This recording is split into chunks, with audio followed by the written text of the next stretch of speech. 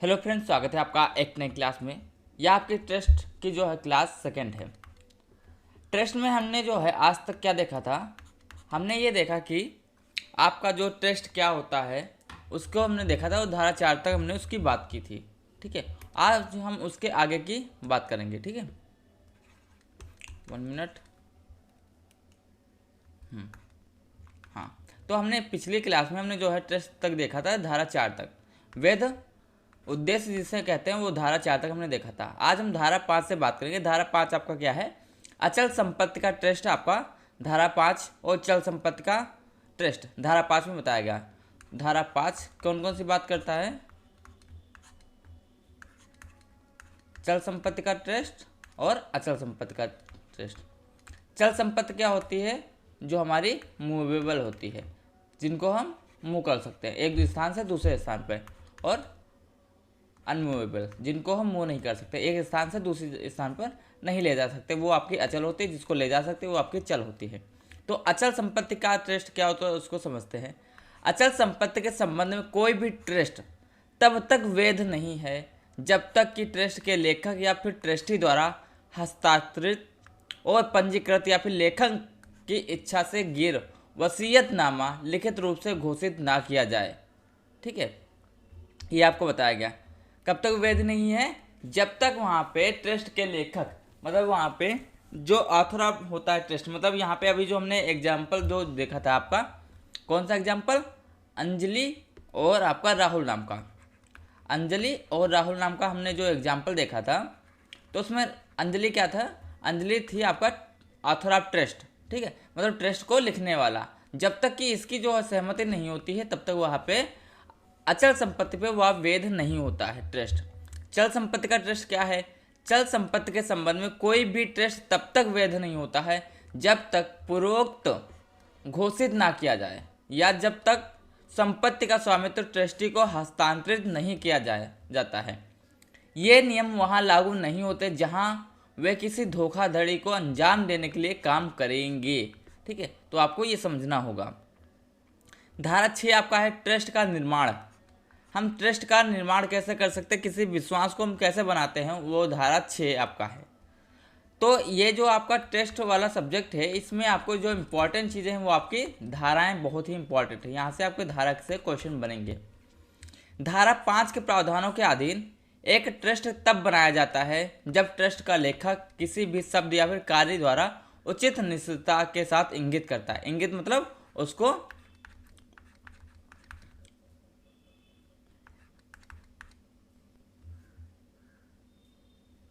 प्रदर्शित करता है। ठीक है, इंगित मतलब प्रदर्शित करता है या फिर दिखाता है, या फिर जो है उसको उस और की जो है बिहेवियर करता है। जैसे ए, ट्रस्ट बनाने के लिए उसकी ओर से इरादा है, एक इरादा। बी, ट्रस्ट का उद्देश्य। सी, लाभार्थी। डी, ट्रस्ट संपत्ति। ठीक है, ये सारी चीज़ें होनी चाहिए। तो यहाँ पे आप कैसे ट्रस्ट का निर्माण कर सकते हैं? तो इस ट्रस्ट निर्माण के लिए क्या क्या जरूरी होता है? तो ट्रस्ट निर्माण के लिए आपका एक इरादा होना जरूरी होता है कि हाँ, हमको ट्रस्ट बनाने का इरादा है। दूसरा, उद्देश्य जरूरी होता है ट्रस्ट निर्माण के लिए। तीसरा, लाभार्थी किसी का लाभ होना चाहिए। चौथा, ट्रस्ट संपत्ति। अगर ये सारी चीज़ें होती हैं तो हम ट्रस्ट का निर्माण करते हैं। ठीक है, जिसको हम धारा 6 में हम पढ़ते हैं।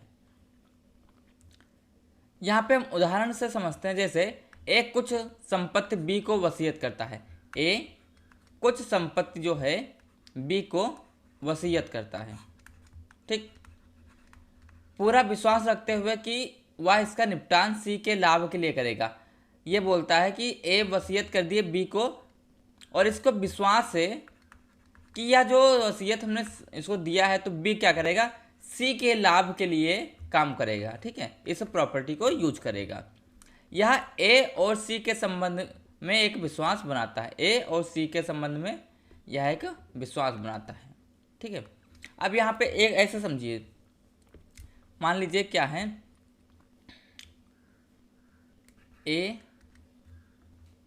बी सी 3 पर्सन है, और क्या है बी। यहाँ पे मान लीजिए, एक मिनट,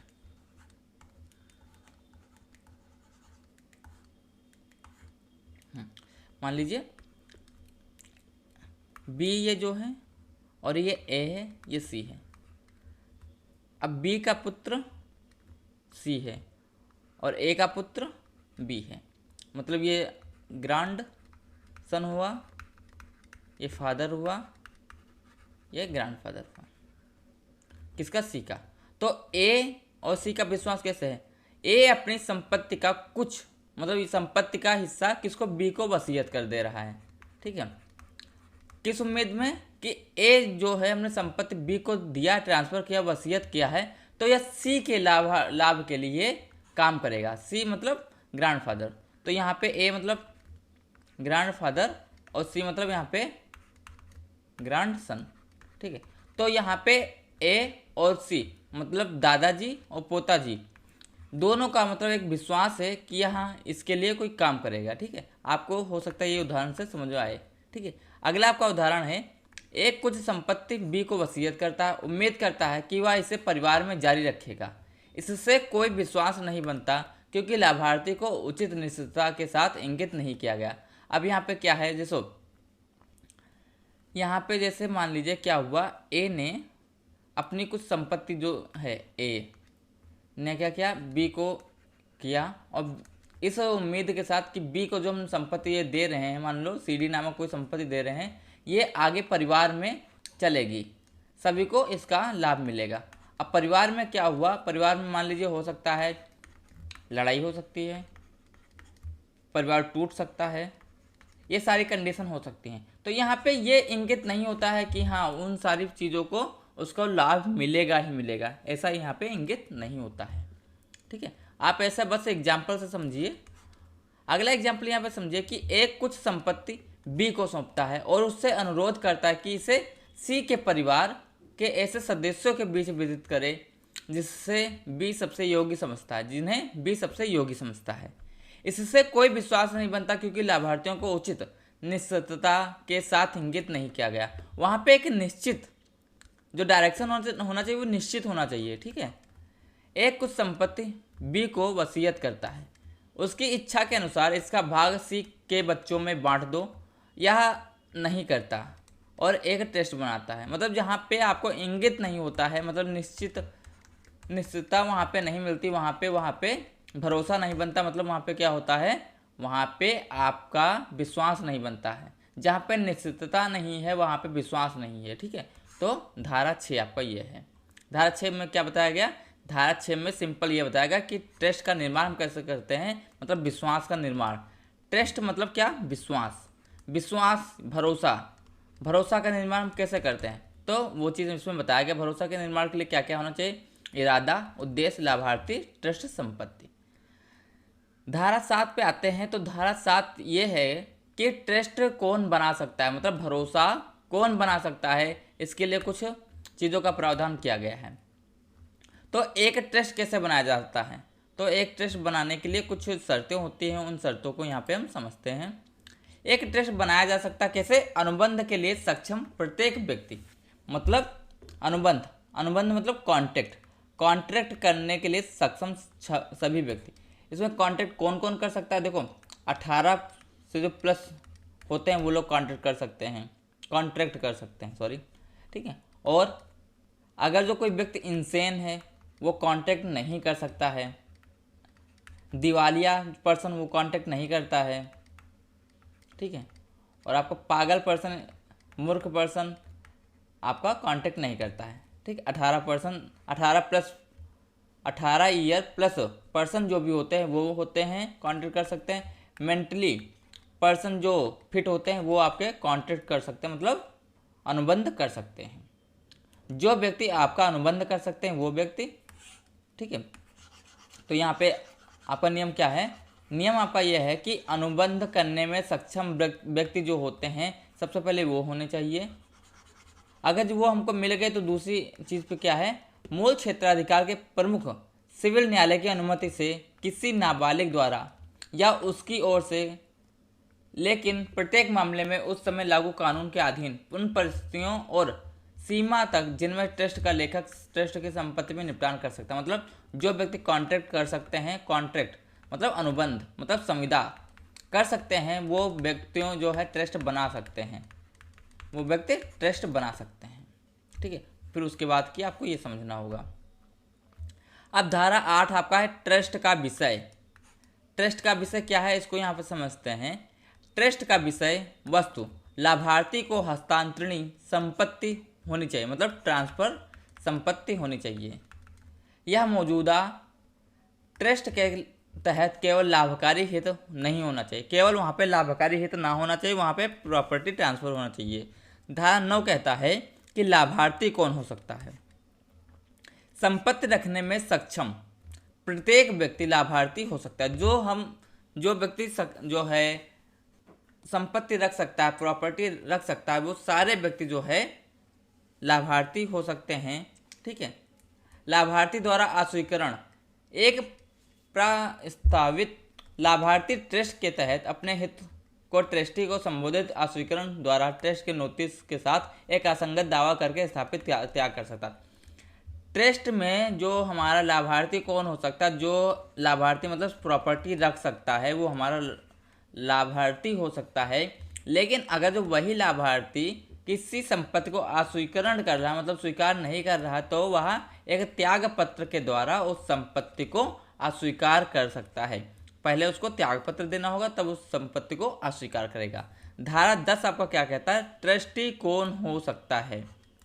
ठीक है, ट्रस्टी कौन हो सकता है, इसको यहाँ पे समझते हैं। संपत्ति रखने में सक्षम प्रत्येक व्यक्ति ट्रस्टी हो सकता है, लेकिन जहाँ ट्रस्ट में विवेक का प्रयोग शामिल है वह इसे तब तक निष्पादित नहीं कर सकता जब तक वह अनुबंध करने में सक्षम ना हो। सारे व्यक्ति जो है ट्रस्ट मतलब जो प्रॉपर्टी रखने में सक्षम हो, जो संपत्ति रखने में सक्षम हो, वो ट्रस्टी हो सकता है, लेकिन 18+ भी वहाँ पे होना चाहिए। कोई भी व्यक्ति विश्वास करने के लिए बाध्य नहीं है, कोई भी व्यक्ति विश्वास स्वीकार करने के लिए बाध्य नहीं है। ऐसा कोई जरूरी नहीं जैसे ए बी पे विश्वास करता है तो बाध्य नहीं कि आप बी पे विश्वास ही करो, ए बाध्य नहीं है ना बी बाध्य ए पे कि वह आप विश्वास करो, कोई एक दूसरे पे बाध्य नहीं। जैसे हस्बैंड वाइफ का सबसे अच्छा रिश्ता होता है और ये लोग ये होता है कि एक दूसरे पे विश्वास करते हैं, लेकिन विश्वास करते हैं ये उनका नेचुरल है या फिर जो भी उनकी चीज़ें हैं, लेकिन एक दूसरे पे विश्वास करते हैं ये बाध्य नहीं है कि एक दूसरे पे विश्वास करो, ये भी कोई बाध्य नहीं है। ठीक है, ट्रस्ट की स्वीकृति आपको कब होती है, ट्रस्ट को उचित निश्चितता के साथ संकेत करने वाली ट्रस्टी के किसी भी शब्द या फिर कार्य द्वारा स्वीकार किया जाता है।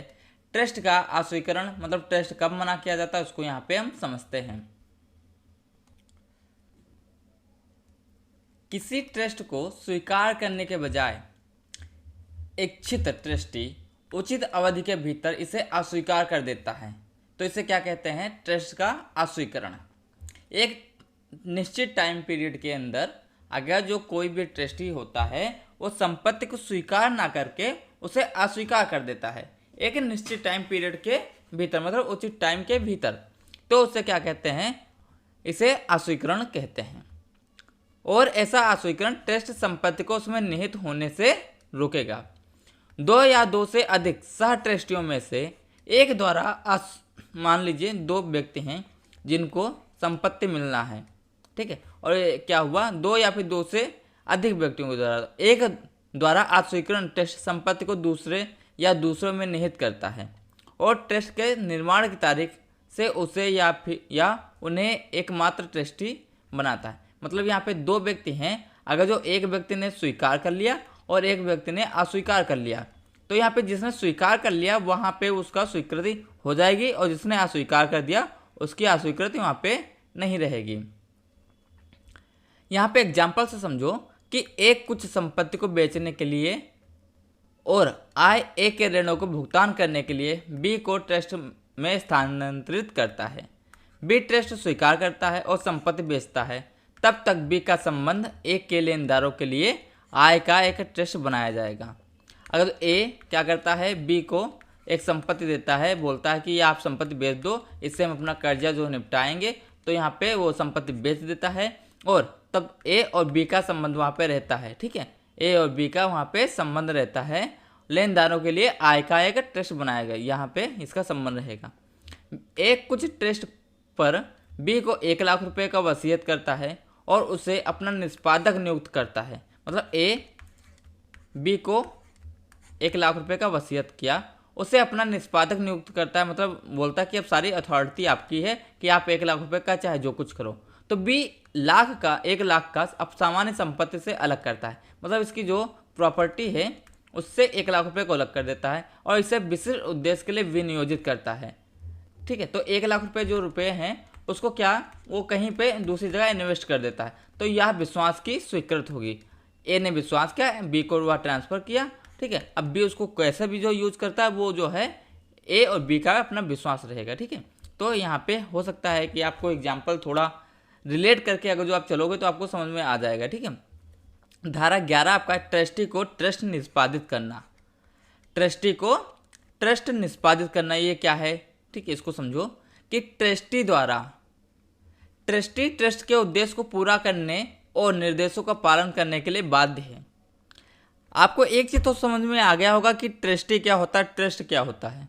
अगर तो ये चीज़ नहीं समझ में आई है तो एक बार आप पहले के वीडियो जो वीडियो 1 है उसमें आप धारा 1, 2, 3, 4 उसको पढ़िए। वो जब आप समझ लेते हैं ट्रस्टी क्या होता है, ट्रस्ट क्या होता है, विश्वास क्या होता है आपका, ठीक है, तो ये सारी चीज़ें आपको समझ में आएगी। अगर ये नहीं समझ में आ रहा तो आप पहले वो देखिए। ठीक है, फिर आप ये देखिए। आप अगर यहीं से देखोगे तो आपको हो सकता नहीं समझ में आएगा। पहले आप वीडियो 1 देखिए, फिर आप ये देखिए। ट्रस्टी ट्रस्ट के उद्देश्यों को पूरा करने और निर्देशों को पालन करने के लिए बाध्य है। इसके निर्माण के समय दिए गए ट्रस्ट के लेखक की अनुबंध के लिए सक्षम होने वाली लाभार्थियों की सहमति द्वारा संशोधित को छोड़कर। इसका क्या मतलब? ट्रस्टी जो पर्सन जो होता है वो ट्रस्ट के नियम शर्तों को पूरा करने के लिए बाध्य होता है। टाइम पीरियड अगर जो उसका होता है तो टाइम पीरियड में उसको बाध्य करेगा और वह क्या नहीं कर सकता, वह उसको संशोधित नहीं करता है। लाभार्थियों की सहमति द्वारा उसे संशोधित नहीं करता है। ठीक है, संशोधन को छोड़कर। जहां लाभार्थी अनुबंध करने में अक्षम है। ठीक है, लाभार्थी अनुबंध करने में मतलब क्या है, 18 ईयर नहीं है या फिर कोई मेंटली डिस्टर्ब है, लाभार्थी अनुबंध करने में अक्षम है, उसकी सहमति इस धारा के प्रयोजनों के लिए मूल क्षेत्राधिकार के एक प्रमुख सिविल न्यायालय द्वारा दी जा सकती है। मतलब क्या है, अगर जो 18 प्लस नहीं है या फिर मेंटली डिस्टर्ब है, बट अगर जो उसकी सहमति सिविल न्यायालय द्वारा दी जा रही है तो वह फिर क्या कर सकता है, उसको लाभार्थी का भार मिल जाएगा। वो लाभार्थी जो होता है अनुबंध करने में सक्षम हो जाएगा। ठीक है, लेकिन ये आपको सहमति वहाँ पे होनी ही चाहिए। इस खंड में ऐसा कुछ भी माना जाएगा कि किसी ट्रस्टी को किसी भी निर्देश का पालन करने के लिए आवश्यकता हो तो जब ऐसा करना अव्यवहारिक, अवैध या फिर स्पष्ट रूप से लाभार्थियों के लिए हानिकारक हो। अब यहाँ पे समझो कि हम आपको कहना बताना क्या चाह रहे हैं। जैसे यहाँ पे समझो कि जब तक कोई विपरीत इरादा व्यक्त ना किया जाए, ऋणों के भुगतान के लिए एक ट्रस्ट का उद्देश्य केवल ट्रस्ट के लेखक के मौजूदा, ट्रस्ट के लेखक किसे कहते हैं, जो ट्रस्ट का लेखक जो ट्रस्ट बनाता है, ट्रस्ट कौन मतलब जो ऑथर होता है, जो जहाँ पे जैसे यहाँ पे जो हमने आपको एग्जाम्पल दिया था उसमें अंजलि आपका ट्रस्ट का लेखक थी। ट्रस्ट के लेखक के मौजूदा और वसूली योग्य ऋणों का भुगतान करना माना जाएगा। भरोसा करें या ऐसा लिखित एक वसीयत हो तो उसकी मृत्यु की तारीख पर ब्याज नहीं देने वाले ऋण के मामले में बिना ब्याज के भुगतान वहाँ पे करें। इसको आप अगर जो समझ नहीं पा रहे हैं तब भी कोई दिक्कत नहीं। ठीक है, अब यहाँ पे आप एग्जाम्पल से समझ जाएंगे। एग्जाम्पल क्या है, एक ट्रस्टी सार्वजनिक नीलामी द्वारा कुछ भूमि बेचने के लिए अधिकृत है, वह निजी अनुबंध द्वारा भूमि नहीं बेच सकता। एक प्रॉपर्टी है, यह जो है मान लीजिए कोर्ट में इसका कोई केस चल रहा है और ये प्रॉपर्टी का क्या होना है, नीलामी होना है। तो अगर जो प्रॉपर्टी नीलामी होना है तो जो यहाँ मान लो बी नामक पर्सन की नीलामी संपत्ति है तो इसको जो प्राइवेट नहीं बेच सकता, फिर ये क्या करेगा, नीलामी से ही बिकेगी। ठीक है, ए, एक्स, वाई और जेड के लिए कुछ भूमि के ट्रस्टी एक निर्दिष्ट राशि के लिए बी को भूमि बेचने के लिए अधिकृत है। ए, एक्स, वाई, जेड के कुछ भूमि का ट्रस्टी एक निर्दिष्ट राशि के लिए बी को भूमि बेचने के लिए, मतलब एक बी को जमीन बेचने के लिए कह रहा है या फिर अधिकृत है, बेच सकता है। एक्स, वाई, जेड अनुबंध के लिए सक्षम होने के नाते सहमति देते हैं। ये सक्षम है अनुबंध के लिए और इसको सहमत देते हैं कि एक कम राशि के लिए सी को जमीन बेच सकता है, ए तदनुसार भूमि बेच सकता है। मतलब ए इसको ज़मीन बेचना जा रहा था, लेकिन यहाँ पे यह अनुबंध करने के लिए सक्षम है, तो ये बोलते हैं कि आप अगर जो कम राशि के लिए जो बेचना है तो आप सी को बेच सकते हो। ठीक है, अगर जो एग्जाम्पल भी नहीं समझ आ रहा तो भी आप कोई दिक्कत नहीं, आप केवल धारा यहाँ पे याद रखो। धारा क्या कह रही है? धारा आपका ये कह रहा कि धारा 11 ट्रस्ट को ट्रस्ट से निष्पादित करने की बात करता है। धारा 12 क्या है? धारा 12 कहता है कि ट्रस्टी को ट्रस्ट संपत्ति की स्थिति के बारे में खुद को सूचित करना होगा।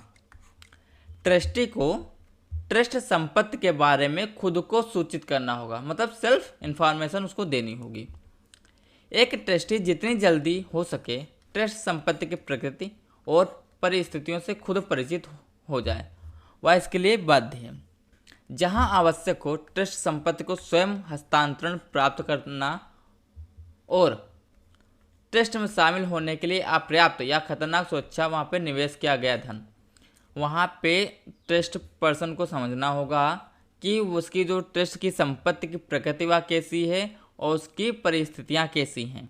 अगर जो वह खतरनाक चीज़ों में है या फिर खतरनाक सुरक्षा पर निवेश किया गया धन है तो वहाँ पे उसको समझना होगा। ठीक है, फिर वह जो है ट्रस्ट संपत्ति को स्वयं हस्तांतरण प्राप्त करता है नहीं करता वो बाद की बातें हैं। उदाहरण आपका क्या है? ट्रस्ट संपत्ति व्यक्तिगत सुरक्षा पर बकाया ऋण है। ए ट्रस्ट संपत्ति सुरक्षा पर बकाया ऋण है। ट्रस्ट का साधन ट्रस्टी को ऋण को इतना बकाया छोड़ने की कोई विवेक का अधीन शक्ति नहीं देता। ट्रस्टी का कर्तव्य अनावश्यक देरी के बिना ऋण की वसूली करना है। धारा 13 आपका ट्रस्टी को ट्रस्ट संपत्ति के स्वामित्व की रक्षा। कोई भी ट्रस्टी है तो उसका अगर जो ट्रस्ट संपत्ति है तो उसकी स्वामित्व की उसको रक्षा करना होगा। ये आपका धारा 13 में बताया गया है। इसको आप समझते हैं कि देखो एक ट्रस्टी ऐसे सभी मुकदमे को बनाए रखने और बचाव के लिए बाध्य है। कौन से? जो उसके जो है अधीन होते हैं, ट्रस्ट के साधन के प्रावधानों के अधीन होते हैं। प्रकृति को ध्यान में, प्रकृति मतलब ट्रस्ट की जो है प्रकृति को ध्यान में रखते हुए ऐसे अन्य कदम उठाने के लिए बाध्य है। और ट्रस्ट संपत्ति की राशि या मूल्य ट्रस्ट संपत्ति के संरक्षण और उसके शीर्षक के दावे और संरक्षण के लिए उचित रूप से अपेक्षित हो सकता है। ट्रस्ट संपत्ति वह अचल संपत्ति है जो ट्रस्ट के लेखक और एक अपंजीकृत लिखत द्वारा दी गई है। भारतीय पंजीकरण अधिनियम 1877 का जो है नियम 3 में प्रावधानों के अधीन ट्रस्टी का कर्तव्य उसको बताया गया वह एक लिखत को पंजीकृत कराए। ठीक है, धारा 14 आपका कहता है कि ट्रस्टी को लाभार्थी के प्रतिकूल स्वामित्व स्थापित नहीं करना चाहिए। ट्रस्टी को लाभार्थी के प्रतिकूल स्वामित्व स्थापित नहीं करना चाहिए, मतलब ट्रस्टी को अपने लिए या किसी अन्य के लिए ट्रस्ट की संपत्ति पर लाभार्थी के हित के प्रतिकूल किसी भी शीर्षक की स्थापना या फिर सहायता नहीं करनी चाहिए। धारा 15 आपका ट्रस्टी से अपेक्षित देखभाल। इसको समझते हैं। एक ट्रस्टी ट्रस्ट संपत्ति से उतनी ही सावधानी से निपटने के लिए बाध्य होता है जितना कि एक सामान्य विवेकशील व्यक्ति ऐसी संपत्ति से निपटेगा। यदि यह उसकी अपनी संपत्ति होती तो इसके विपरीत किसी अनुबंध के अभाव में ऐसा व्यवहार करने वाला ट्रस्टी ट्रस्ट संपत्ति के नुकसान, विनाश या गिरावट के लिए जिम्मेदार नहीं है। एग्जाम्पल से समझो कि ए कलकत्ता में रहता है, बी के लिए एक ट्रस्टी है जो बॉम्बे में रह रहा है। ए कलकत्ता में, बी बॉम्बे में। ठीक, ए ट्रस्टी के विपक्ष में निसंदेह क्रेडिट और व्यक्ति निसंदेह क्रेडिट वाले व्यक्ति द्वारा निकाले गए और बॉम्बे में दे बिलों द्वारा बी को ट्रस्ट फंड भेजता है। मतलब ए यहाँ पे फंड भेजता है, ये यहाँ पे ट्रस्टी है। ठीक है, बिल अनादरित है। ए नुकसान की भरपाई के लिए बाध्य नहीं है। ठीक है। बी यहाँ पे जो बिल जो है यहाँ पे क्या हुआ, बिल यहाँ पे भेज रहा है, ट्रस्ट भेज रहा है और बिल अनादरित है, मतलब वहाँ पे ज़रूरत नहीं है लेकिन वह भेज रहा है, तो इसके लिए जो है वह नुकसान की भरपाई के लिए बाध्य नहीं है। धारा 16 आपका है नाशवान संपत्ति का रूपांतरण। जहाँ ट्रस्ट उत्तराधिकार में कई व्यक्तियों के लाभ के लिए बनाया गया है और ट्रस्ट संपत्ति बर्बाद प्रकृति या फिर भविष्य में प्रत्यावर्ती हित का है, ट्रस्टी बाध्य है कि वह इसके विपरीत इरादा ना हो और संपत्ति को स्थायी और तुरंत लाभदायक चरित्र की संपत्ति में बदलने के लिए ट्रस्ट के साधन में अनुमान लगाया जा सकता है। मतलब एक ऐसा ट्रस्ट है, एक ऐसी संपत्ति है जो भविष्य में नुकसानदेह होगा, तो वहाँ पे ट्रस्टी को उसको जो है प्रेजेंट टाइम जो है उसको अच्छे लाभदायक चरित्र के लिए बदलने के लिए उसको प्रयास करना चाहिए। ठीक है। ए अपने जीवन में के दौरान सी के लिए ट्रस्ट में सारी संपत्ति बी को सौंप देता है। ए अपने जीवन में सी के लिए सारी जमीन जो है बी को सौंप देता है। ठीक।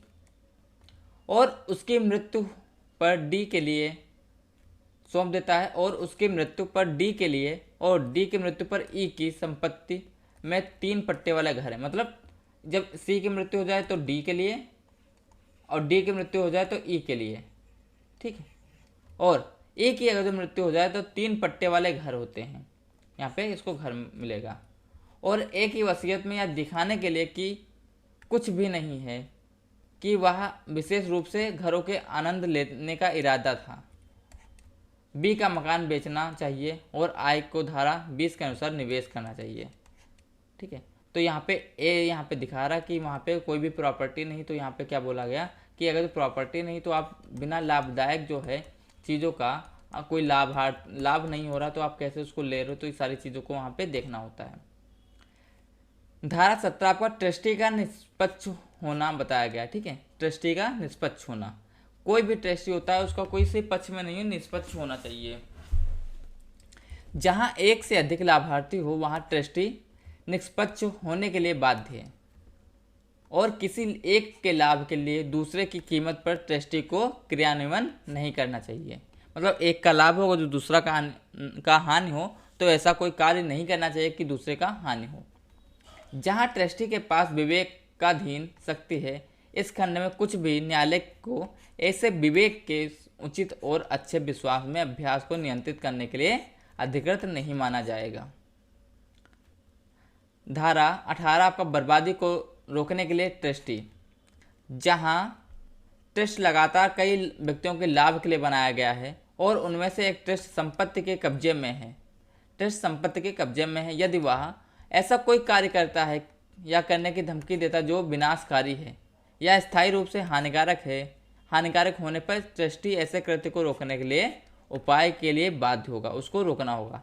धारा 19 खाते और जानकारी की बात करता है, मतलब अकाउंट्स एंड इंफॉर्मेशन।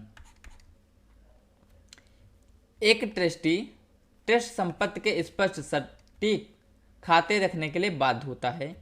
लाभार्थी के अनुरोध पर सभी उचित समय पर उसे पूर्ण रूप से जानकारी प्रदान करने के लिए वह बाध्य होता है और ये जानकारी पूरी सही होनी चाहिए। ठीक है। अगला आपका पॉइंट ट्रस्ट धन का निवेश। ट्रस्ट धन का निवेश कैसे किया जाता है उसको यहाँ पे हम समझते हैं। जहाँ ट्रस्ट संपत्ति में पैसा होता है, जहाँ ट्रस्ट संपत्ति में पैसा होता है और ट्रस्ट के उद्देश्यों के लिए तुरंत या फिर प्रारंभिक तिथि पर लागू नहीं किया जा सकता है, ट्रस्टी बाध्य है। ठीक है। उसको लागू नहीं किया जा सकता, ट्रस्टी बाध्य होता कैसे, निम्नलिखित प्रतिभूतियों पर पैसा निवेश करे और अन्य पर नहीं।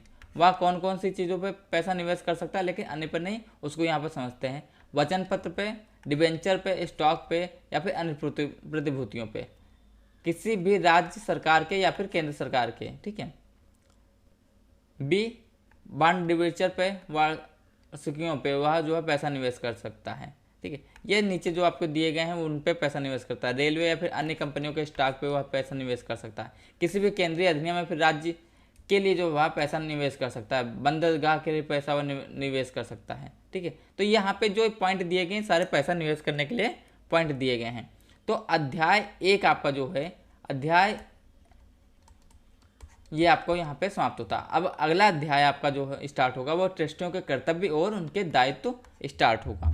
ठीक है, ट्रस्टियों के क्या कर्तव्य होते हैं और उनके दायित्व क्या होते हैं, ये आपका धारा 20 से स्टार्ट होता है। ठीक है, तो मिलते हैं अगले क्लास में, तब तक के लिए टेक केयर, थैंक यू। अगर जो आपको समझ में नहीं आ रहा तो आप मैसेज कर सकते हैं। अगर जो और मान लीजिए आपको जो है आप 20 से पढ़ना चालू करो तो आप 20 से मत चालू करो, आप स्टार्टिंग से 1 वीडियो से स्टार्ट करो। ठीक है, फिर आप आगे जाओ तो आपको वहाँ पे समझ में आ जाएगा। ठीक है, और एक चीज़ हम आपसे पहले भी पूछे थे कि आपको जो है एग्ज़ाम, हमें नहीं पता कि आपके एग्ज़ाम MCQ होंगे या फिर थ्योरी होंगे, हमें नहीं पता, लिटरली नहीं पता है।